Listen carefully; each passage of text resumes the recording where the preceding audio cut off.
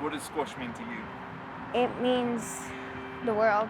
Squash means everything to me. I mean, it's my job. It's the sport that I've played the most. I mean, I think that squash is just passion and love for me at this point, you know. Squash means the world to me because it gives me this opportunity to make new friends.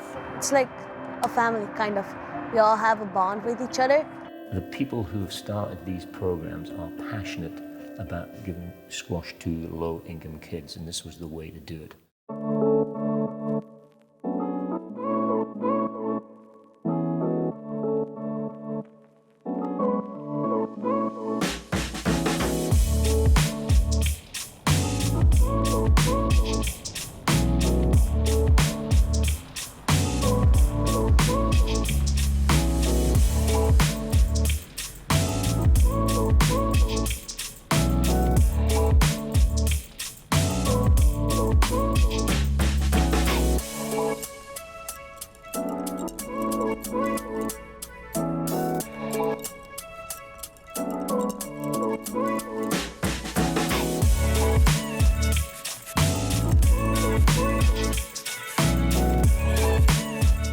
Nice drop shot, let's get it up there.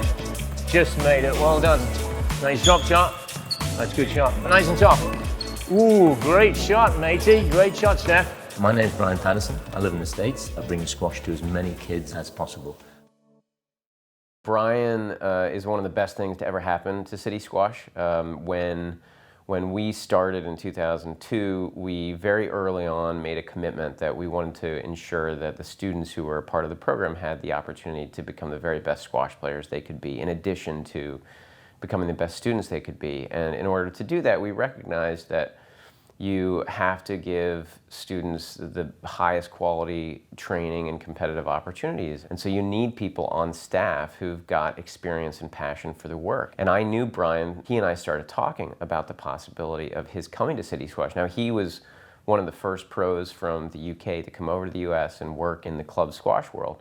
And he was a real pioneer when he did that in the 90s. And so what we were essentially pitching to him is that he would be one of the first true squash professionals to come into this network of programs. He is on the road with our students in the greater New York area and far beyond all of the time on the weekends to give them the chance to compete in tournaments. And it's really extraordinary. I don't know what the exact numbers are, but I believe 20 weekends a year he is at junior squash tournaments with our students. And what that means is that from Friday morning or afternoon all the way until Sunday afternoon or evening, he's kind of like a camp counselor and a coach, and he's at hotels and doing family stays and billets and the like. And so it's just an extraordinary level of personal commitment that really isn't matched anywhere in our network of programs. Cross court.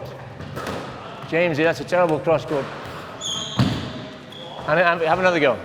He and I have a running joke that like basically CitySquash gave him no choice, and I kept saying, Brian, you got to take the job, like just take the job. And we're so fortunate as a network and as a program that he decided to make that leap, and he's one of the best things to happen to the program. I think the most satisfaction for me is right now what I'm doing, working with urban kids. Urban squash is where my heart is, it really is. Squash for me means a lot, because personally it means I don't know, assistance, kind of. Because they help us to achieve our goals and academically and squash-wise. So I really appreciate that. He's 100% devoted to them as people and as squash players, and he is almost monk-like devoted to the program. He lives right next to Fordham University, which is where the program is based, and in the same neighborhood as the students who are enrolled in the program. And so he sees them when he's going to get lunch and when he's at the grocery store, and he's a part of the neighborhood and the community. And as a coach, he will go to every length to support the development of the kids. Success for me is getting every kid that comes into our program proficient at playing the game. I don't care whether they're the best in the program or whether they're the least in the program. As long as they can get on a court and play a good game of squash, hit the ball around, have fun, and get some exercise. That to me is success for us. Now I'm sure that the academic people will tell you, well, it's raising their academic levels, it's raising their grades, getting them into boarding schools, getting them into colleges, and I get that. It's all well and good. So there's a combination of both there. How does your squash coaching help you in your everyday life? It helps me because it like teaches me a lot of things, like more like empathy. Like something I didn't have before was empathy, and I care for my teammates, so I give a lot for them. Right now in the Squash and Education Alliance, there are 19 organizations in 22 cities in the United States and an additional 5 organizations in 5 countries abroad. And so we're serving 2,500 students, elementary, middle, high school, and college students in the network. And in the United States, we're all over the country. We're up and down the East Coast, throughout the Midwest, in Colorado, and we have 3 programs on the West Coast. And abroad in our network, we have programs in Israel, South Africa, Colombia, India, and Canada. We had no idea just how large this network could grow and how many programs there would be, but it sent a message that this was not just a Boston-based program, and that this idea had real merit and could expand. Thanks, Fernando. Good swing, rack it up.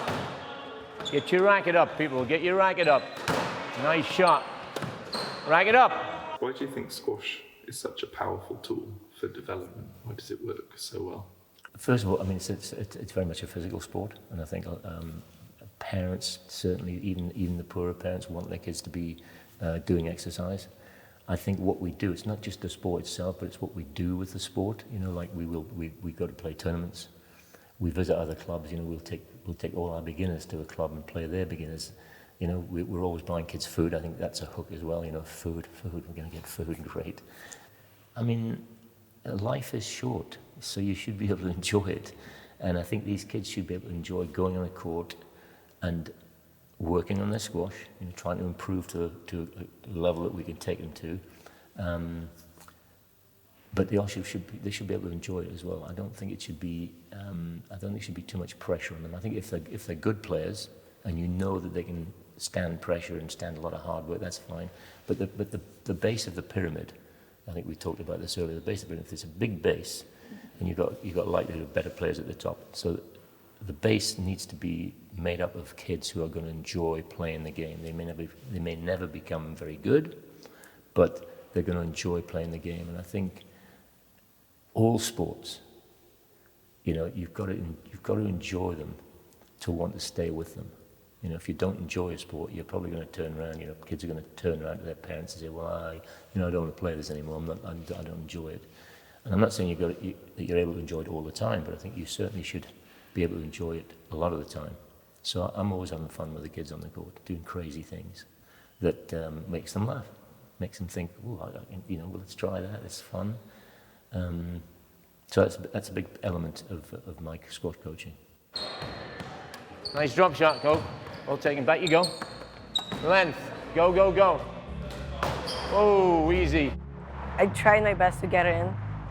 And my mom supported me because I wasn't that good. And I thought I was not gonna make it, but then I made it.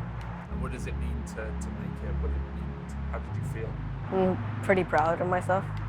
Once you get past a certain level with the better kids, then it's very much like getting into their minds. It's to making them aware of how good they can be, because there's a block there. You know, they know they're inner city urban kids. They know they come from poor backgrounds, and there's this sort of block about when they go out to play tournaments, and they're meeting these wealthy kids, you know, who walk in with a swagger and they've got 10 rackets, and their parents come in, or the coach comes in with them.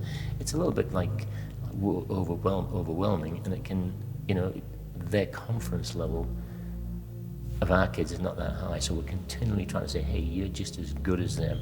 No matter how many rackets they've got, or whether they come under their coach, you are just as good as them. That's a battle. That's a battle. It's a battle to make sure to teach our kids that they're no worse, that these kids are no worse, no better than they are. They're just as good as them, and they can play at the same level as them. But it is frustrating when you can see on court almost like great game, it's close and what have you, but you can see our kids almost thinking, yeah, but he's going to beat me because he comes from this background of wealth and privilege, and he's had all this coaching, and you can almost see it happening in the game of squash, and we're trying to get them over that. That's tough. That's really is tough to get these kids to really passionately believe that you're just as good, if not better, than the kid you're on court with. Oh, nice shot. Tough to get that. At CitySquash, we try to send our older kids. We like if it's a relatively close tournament to where we are, we're in New York and it's like 15 miles away. We'll send them on it. We'll send, there's your ticket for the train. Go play. What, you're not coming? No, go work it out yourself. CitySquash gives many opportunities to many kids. They they let you experience more things that you didn't before. I went to Canada, and it was something I never thought I would go because I don't travel very often.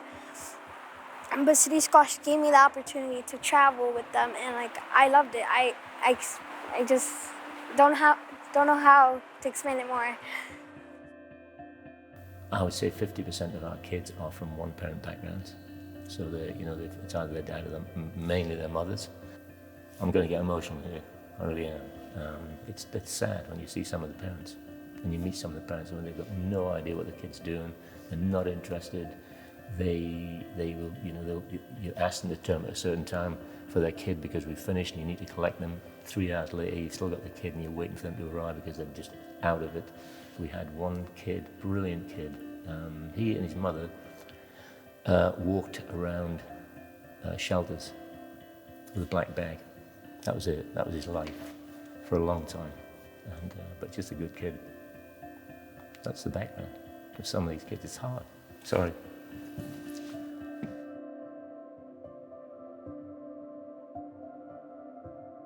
So, in some ways, do you find yourself becoming a surrogate parent? I think some of the kids would say, yes, he's a good guy, he helps us. Other kids might be like, oh man, he gave me a tough time, he gave me a hard time, I don't know whether I like this guy. When we go to trips, if he sees us with chips, then he will get a little angry. So what's the best thing about getting coached by BP? The best thing is that he goes hard on us, but I know he goes hard on us because he wants us to be a good squash player. There are times when kids, maybe come from school and they're not, you can get, you feel they're not quite right, there's something wrong, they're a bit, the head's down, they're mopey, and you say, so, what's wrong, you okay? And some of them may tell you what's happened, whether it's at school or at home. Most of them will tell you what's happened, and you just try to help them along or give them a bit of time on their own, take time out, go sit down. If they talk to you about whatever the problem is, you're going to ask them, do you want me to tell your parents about this? And some of the times it'll be, yeah, please, it's better coming from you than me, or my parents may not believe me, but you can convince them. Stuff like that. So yeah, you can feel that you might be a surrogate parent for sure. He told me once, and I would remember this. You have to be confident in yourself. Once you enter to that court with your opponent, you have to give it all. We know each other very well, and I think that's something very special about CitySquash in general. It's shown me a lot to care about other people because my teammates, they're very important to me, and when they're feeling upset and they're not feeling in the mood, I would help them because it's something we all go through eventually.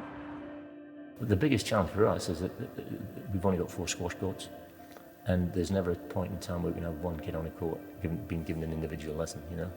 It does happen occasionally, but to me that's the challenge. If we're ever going to compete against the wealthy clubs whose kids take, I don't know, a lesson a day, one-on-one, and obviously they have the coaches at these clubs, really great coaches, one-on-one, or the parents will maybe hire a coach. It's difficult for us to compete against that high level. We're trying, and Tim, he's introduced a high performance team. So we're now taking the best kids from all the programs and bringing them together, a little bit like England squads and things like that, and are based very much on that.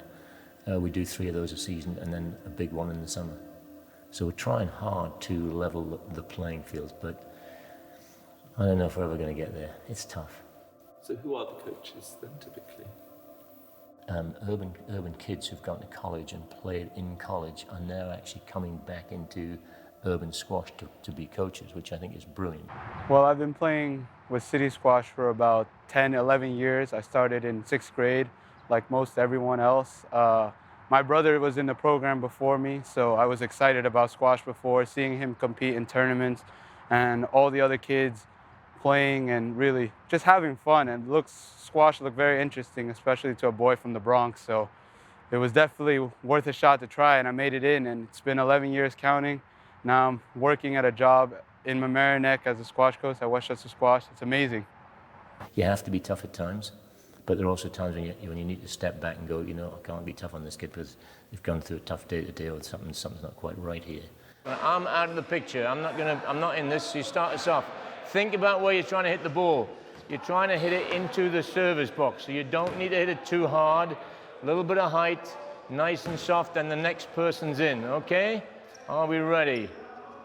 He tests us, so it's like if we're doing something wrong, he'll like tell us to like evaluate what we did wrong and like understand like how to fix it then like next time we play. The impact of our programs on Squash in America is huge. I mean, historically, the game in the US has been limited to private clubs and prep schools and elite universities. And so I grew up playing the game in the 1980s, and the only junior squash players that I ever came across in tournaments and at clinics looked like I do and had the same backgrounds. They were children of privilege, and there essentially were no working class or low-income kids playing the sport in the entire country until Squash Busters was launched. And so if you go to a junior squash tournament today, you would not be surprised to see people of all different backgrounds and colors playing the game, and that's a really wonderful thing. So what does CitySquash mean for you then? It means a lot to me. It's like something I really love to do. The program means so much to me. I love the fact that we're expanding the boundaries of the sport. I take a lot of pride in that personally, but what I really am excited by is that the sport can afford opportunities, educational and career-wise, to students that are life-changing. Being able to step on the court as a job, I would never have thought that would have been possible. You know, doing something that I truly love and I'm passionate about, and I just love the game, everything about it, you know, the atmosphere, the pace of the game, the audience, even getting interactive with them. It's been everything to my life. It means a lot to me that the game is becoming more diverse, but what's more important is that the world is so completely unfair. There's not an equal distribution of opportunities out there, and so we can use this awesome game, squash, to give kids from certain communities the chance to get a better education, to be healthier, to feel good about themselves, to know that they matter. And as they think about their education and their prospects in life long term, that they have a little bit better of a chance to achieve the things that will make them happy. And so I love that, and I've been very fortunate since college to be able to see this story unfold and to see how many people have been positively impacted. Most importantly, the students and families we serve, but also the people who've been involved, like myself on the other side, whose lives have been enriched by the relationships we've had and by the difference we know this network's making. We need success now.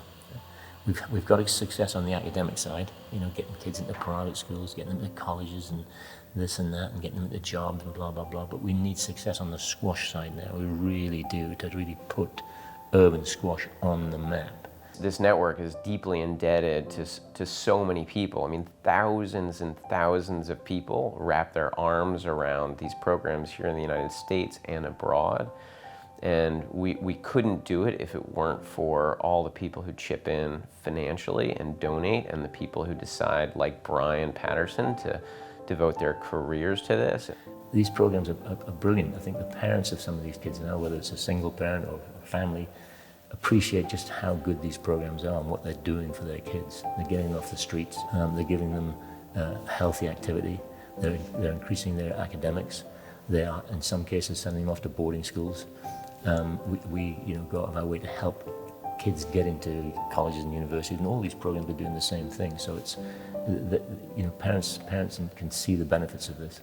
We want to continue to democratize the game and expose it to new communities, and so our work is not even close to being done, and it's really exciting to think of all the places and all the communities where we could start more programs like CitySquash. Are you happy with your legacy now? I just think we all, whatever we do, and certainly in squash, we should be trying to build something that we can leave behind that somebody else can then take forward as well, I would say without CitySquash, I wouldn't be where I am today.